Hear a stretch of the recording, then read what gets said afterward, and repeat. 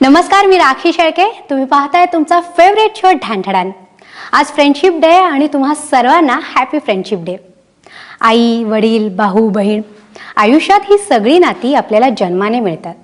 पण असं एक सुंदर नातं आहे जे आपण बनवतो, आपण निवडतो, आणि ते म्हणजे मैत्री. याच सुंदर नात्याचं सेलिब्रेशन म्हणजे आजचा दिवस, अर्थात फ्रेंडशिप डे. आणि आजचा हा खास दिवस आपण सेलिब्रेट करणार आहोत घंटा या सिनेमाच्या टीमसोबत. आजच्या या खास दिवशी ही टीम पहिल्यांदाच तुमच्या समोर येते. या 3 दोस्तांची दिल दोस्ती यारीवारी जाणून घेतली आहे आमचे प्रतिनिधी अमित भंडारी यांनी.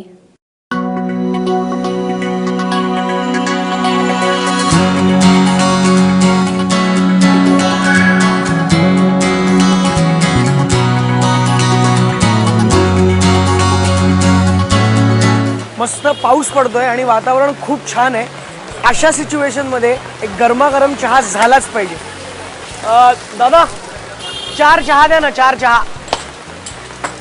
चहा मागतोय, त्याला कटिंगची सवय नाही लागली अजून. काय त्याला हे कळत नाहीये की आम्ही पण इतक्या वेळ उभे आहोत. आम्ही सुद्धा मागू शकलो असतो. त्यांनी मागितले पैसे त्यालाच द्यावे लागतात.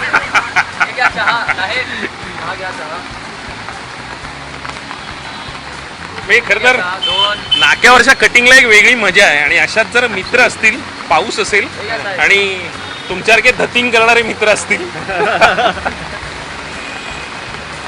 काय म्हणजे फ्रेंडशिप डे वगैरे म्हणजे दिवस घालावेत असं आपल्याकडची संस्कृती म्हणते. त्याचा डे साजरा करावा. काय म्हणजे तुमच्यात काय म्हणणं आहे म्हणजे या ह्याच्यात, किंवा या वेब सिरीजवर, याच्यावर वगैरे वेब सिरीज वगैरे करायचा विचार आहे? नाही, काय वेब सिरीज मध्ये एकतर सुंदर स्त्रिया लागतात, त्याचं कोणी बघत नाही. तर आज 2 सुंदर पुरुष आहेत, यांना घेऊनही करू शकतो वेब सिरीज, असं काही नाही. पण असं काय यांची खेचता नाही येणार, कारण हे इतके तयार आहेत त्या बाबतीत की हेच उलटी खेचतील. असं आहे. खोटं आहे, खेचता येणार नाही वगैरे, हे सगळं खोटं आहे. त्याच्या हसण्यावरनं तुम्हाला कळालं असेल की असं काही नाही आहे. आम्ही कोणाची खेचू शकतो. आणि फ्रेंडशिप डेचं आमच्यासाठी विशेष महत्त्व का माहिती आहे का? आम्ही घरापासून लांब राहतो मुंबईत, त्यामुळे इथे मित्र सोडून आम्हाला दुसरं कोणीच नाही. आणि त्यात इंडस्ट्रीतले असे 2 म्हणजे इंडस्ट्रीत मित्र असतात म्हणजे या सगळ्या गोष्टींमध्ये? Good question. नाही, असतात. खरं आहे. मला असं वाटतं की एकतर खरंच होतं असं की प्रत्येकजण वेगवेगळे प्रोजेक्ट्स करत असतो. म्हणजे आता सक्षम सिरियल करतोय, हा फिल्म करतोय, मी वेब सिरीज करतोय. तर हे खरंच आहे की सतत वेगवेगळे लोक आपल्याला भेटत असतात वेगवेगळ्या टप्प्यांवर. आणि असं होतं की कदाचित तेवढ्यापुरतंच कोणाचं बॉन्डिंग होतं, कारण परत तुमच्या वाटा वेगळ्या असतात. म्हणजे समजा आम्ही हा सिनेमा मुंबईत शूट केला, पण आम्ही 2 महिन्यांनी परत पुण्याला गेलो, आपापल्या वाटांना गेलो. पण काही काही प्रोजेक्ट्स असे असतात ना, असं मला वाटतं की त्या प्रोजेक्ट्स वेळेस झालेलं जे बॉन्डिंग असतं ते टिकतं, लॉंग टर्म टिकतं. म्हणजे आमचं असं होतं की आमचं आता फिल्म शूट करून आम्हाला बरेच महिने झालेले आहेत, पण अजूनही असं होतं की we are still in touch. आणि म्हणजे मला असं वाटतं की फॉर्च्युनेटली असं आहे ना की आमचं लाइकिंग सुद्धा सेम आहे. या क्षेत्राकडे बघण्याचा अप्रोच सुद्धा काही अर्थी सिमिलर आहे. त्यामुळे कधी सक्षमचा फोन येतो, बाबा तू गेम ऑफ थ्रोनचा एपिसोड बघितलास का? आरोचा फोन येतो, यार तू या नाटकाची कॅम्पेन बघितली, हे वाटलं ते वाटलं. तर प्रत्येकजण एकमेकांची टचमध्ये आहे. आणि मला हे मान्य आहे की सतत सगळ्यांबरोबर तुमची मैत्री होईल असं नाही, पण फार रेअर केसेस असतात जेव्हा ती मैत्री लॉंग टर्म टिकते. तर मला असं वाटतं की ही त्या प्रकारची मैत्री आहे. निश्चित. चाय पे चर्चा फक्त मोदी करतात असं नाहीये, तर आपण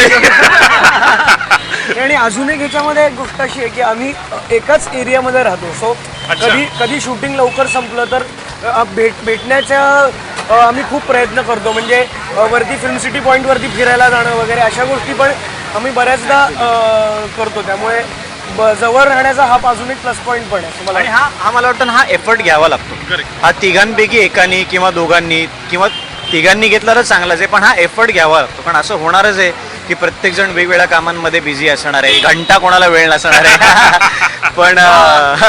पण हा एफर्ट घेणं गरजेचं आहे. नाहीतर मग तुम्ही एकमेकांना भेटू शकणार नाही आणि एका पॉईंट पुढे तुमच्यात काही शेअरिंगच होणार नाही.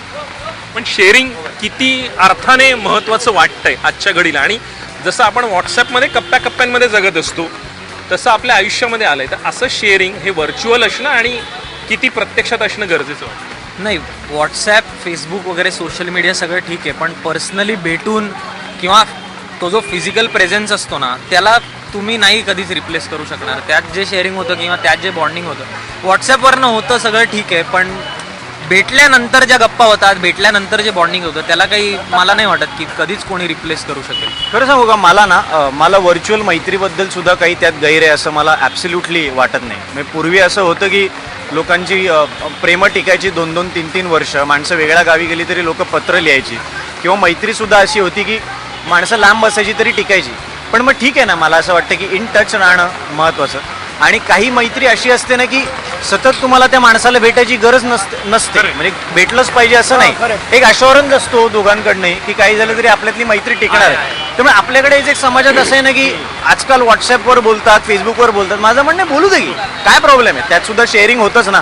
असं नाही की त्यात काहीच देवाणघेवाण होत नाही, काहीच इमोशनल इंटेलेक्च्युअल शेअरिंग होत नाही असं नाही आहे, त्यातही होतच असतं. काही वेळेस असा अनुभव आलाय की कोणाशी तरी मी व्हॉट्सअपवर खूप बोलतोय आणि तिथे वेगळ्या प्रकारचं बॉन्डिंग आहे, पण समोर आल्यावर त्याला आणि मला, त्या माणसाला दोघांनाही कळत नाही की आता कसं रिॲक्ट होणार आपण. ही एक इंटरेस्टिंग बाजू आहे. पण जे घडलं व्हर्च्युअल मधलं सुद्धा काहीतरी खरेपणा होताच ना त्यात, ते सगळं खोटं होतं असं नाही म्हणत. व्हर्च्युअल रिअलिटी ऍस्पेक्ट मध्ये. ऍब्सोल्युटली. पण आता जे बॉन्डिंग किंवा शेअरिंग आपण म्हणतोय त्यातला खरंच तो ओलावा अजूनही टिकून आहे, म्हणजे वातावरणातला ओलावा आहे पण नात्यातला ओलावा मिस होतो असं? मला असं नाही वाटत. जसं आम्ही म्हणलं की व्हर्च्युअली पण जर का तुम्ही तेवढे कनेक्टेड असाल तर मला असं वाटत नाही की तो ओलावा कमी होतोय किंवा तो नाहीसा होत चाललाय.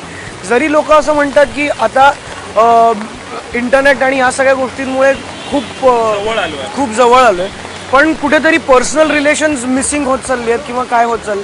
सो मला असं वाटतं नाही, आज जेव्हा माझे आईबाबांबरोबर मला फोनवरती जर बोलता येत नसेल तर म्हणजे एक व्हॉट्सॲप मेसेजचं अंतर आता आहे की त्यातून पण तुमची काळजी, तुमचं केअर तिथपर्यंत आपल्यापर्यंत पोहोचू शकतं असं मला वाटतं. सो मला नाही वाटत की ओलावा कुठे मिसिंग होतोय किंवा कुठे नाहीसा होत. बदलल्यासारख्या वाटतात मला. म्हणजे आधी काय बाबाच्या काळात, माझ्या वडिलांच्या आईच्या काळात काही मोबाईल फोन्स नव्हते, काही नव्हतं, तेव्हा पत्र असायची. आता व्हॉट्सॲपवरनं म्हणजे मी जरी 10 दिवस माझ्या वडिलांशी बोललो नाही तर मी त्यांना पटकन हाय बाबा काय करतोय असं करून मेसेज करून त्यांच्याशी काम असलं तरी बोलू शकतो. तर मला वाटतं की डेफिनेशन्स थोड्या चेंज झाल्या आहेत, पण ओलावा मिसिंग नाही वाटत मला. मला असं वाटतं की पद्धत थोडीशी एक चेंज झाली आहे. पण हे डेफिनेशन नात्यांमध्ये जसं बदललंय तसं आपण निवडलेलं नातं आहे जे मैत्रीचं आहे त्याचंही ऍस्पेक्ट आता बदलायला लागले. ऍस्पेक्ट बदलायला लागलाच आहे मला असं वाटतं, कारण की संवाद साधायची पद्धत बदललेली आहे. म्हणजे मी उद्या फेसबुकवर काहीतरी पोस्ट टाकणं हा मी माझ्या मित्रांशी साधलेला संवादच आहे असं मला वाटतं. नॉट नेसेसरी हाय कसा आहेस.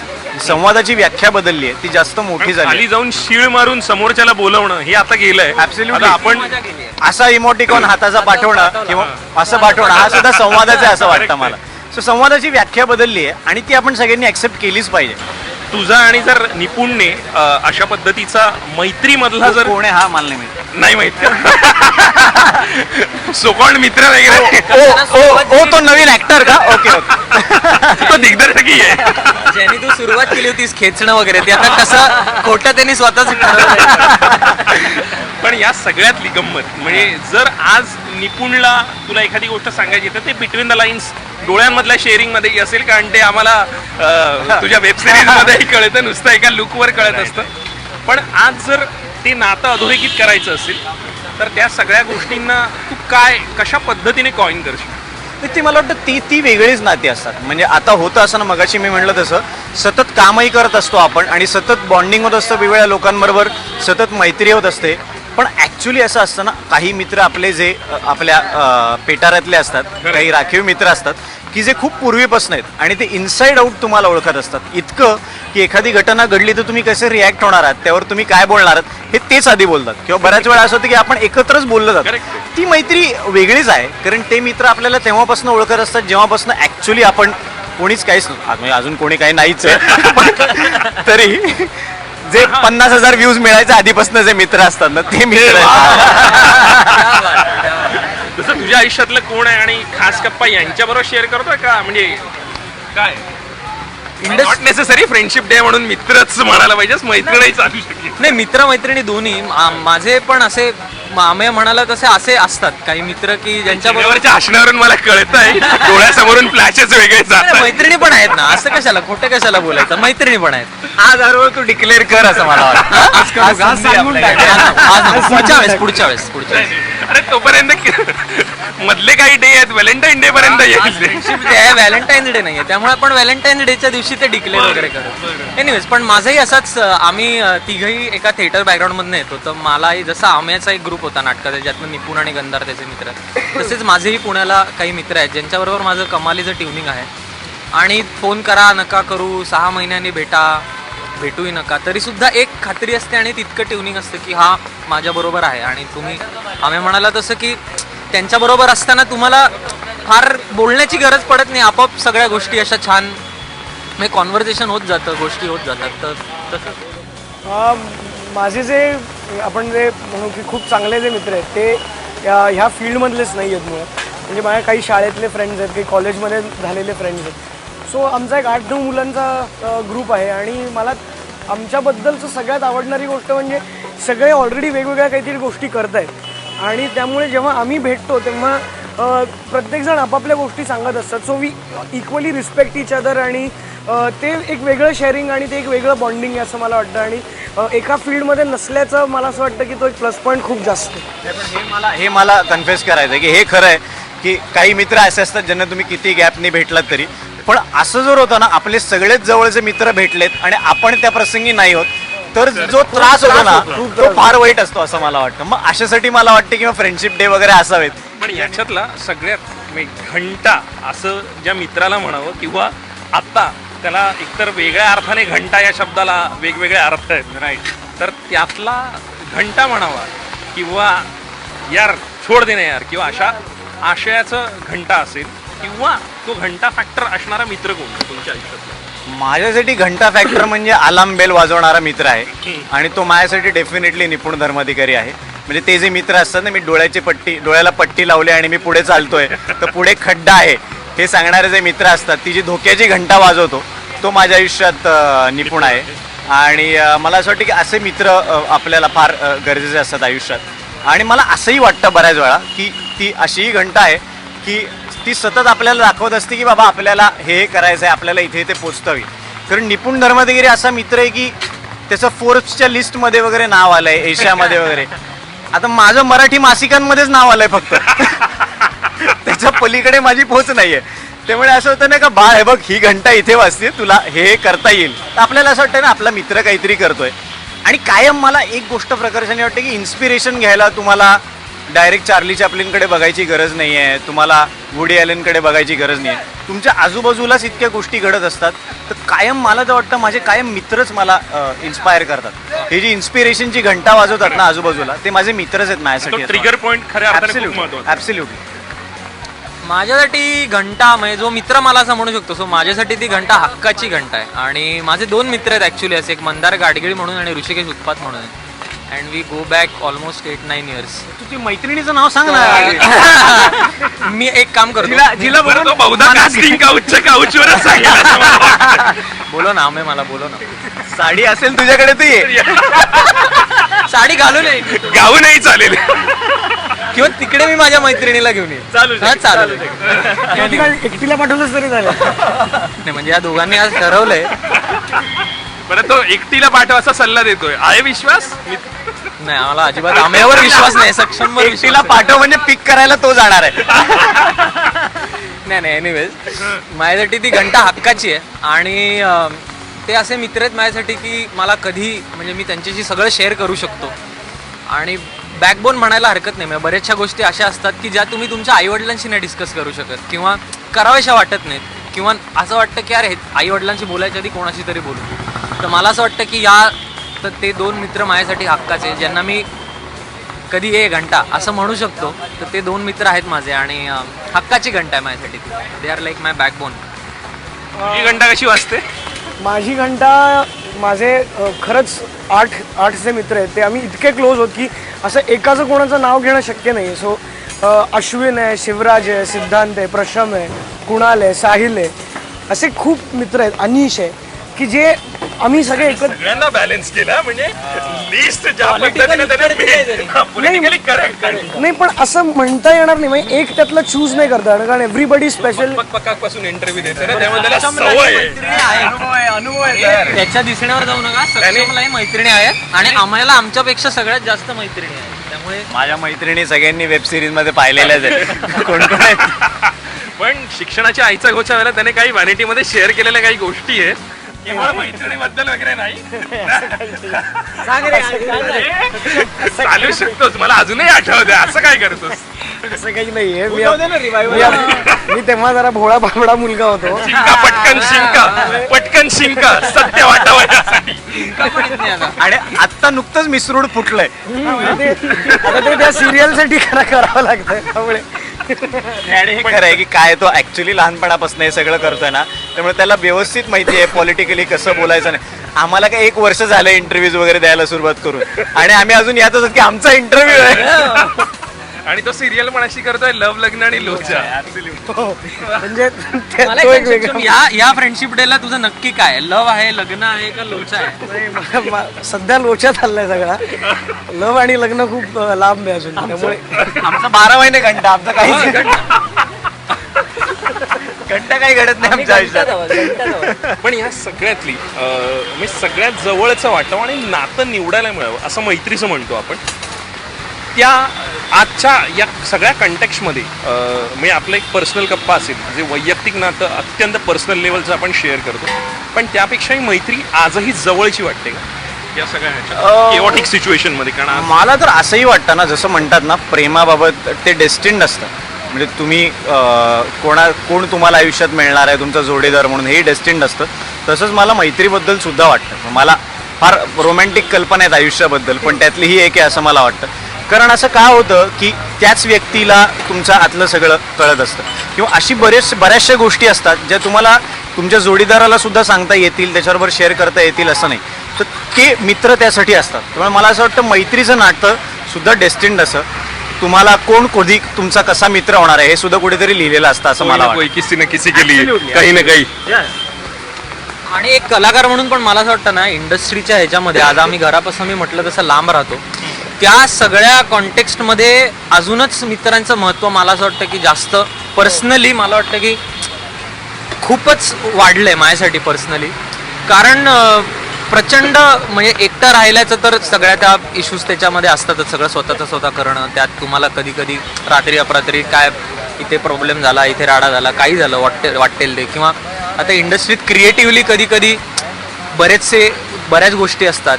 तर या सगळ्या गोष्टींना सांभाळून घेण्यासाठी म्हण किंवा काही म्हण, मला असं वाटतं की ॲज अन आर्टिस्ट पण and as a human being पण माझ्यासाठी तर खूपच मित्रांचं महत्त्व वाढलेलं आहे. आणि नक्कीच मला असं वाटतं की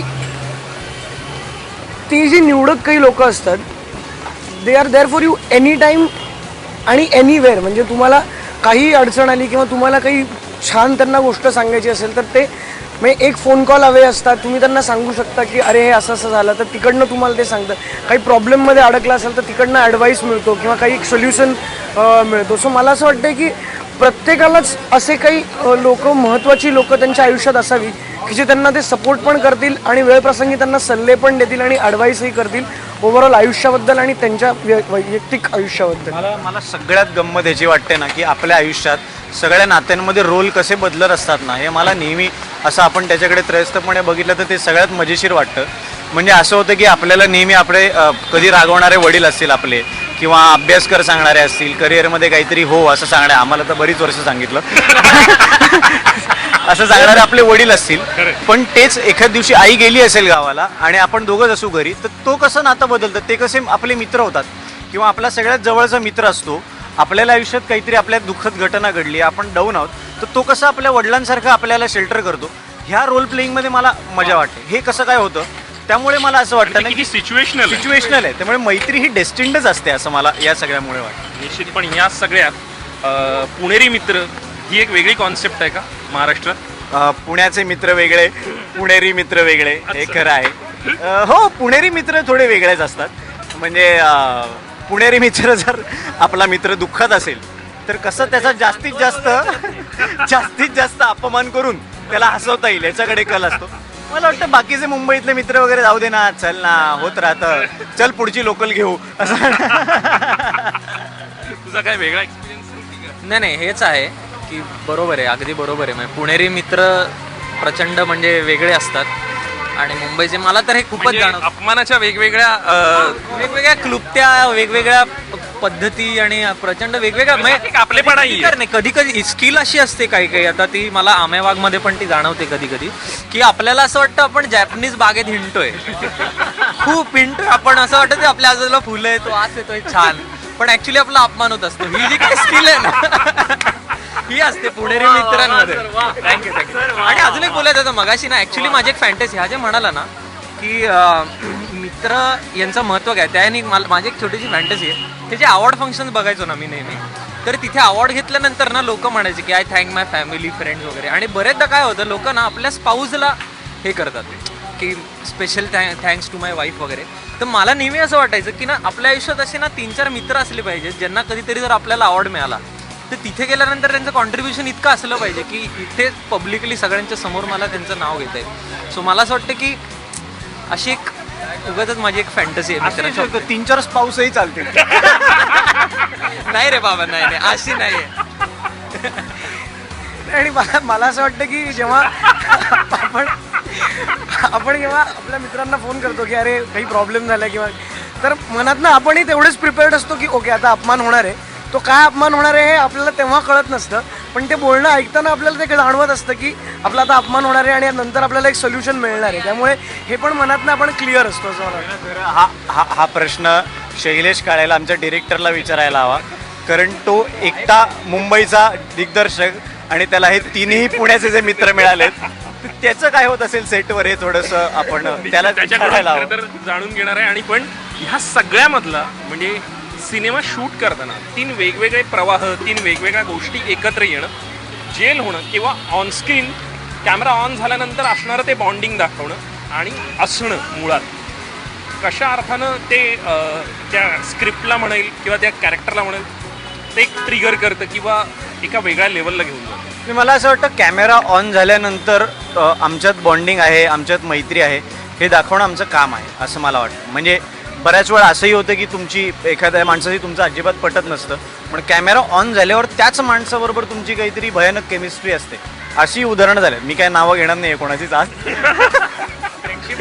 आज फ्रेंडशिप मी मुद्दामून काऊच वगैरे नको असं म्हटलं, एकदम रिअलिस्टिक लोकेशन घेऊया.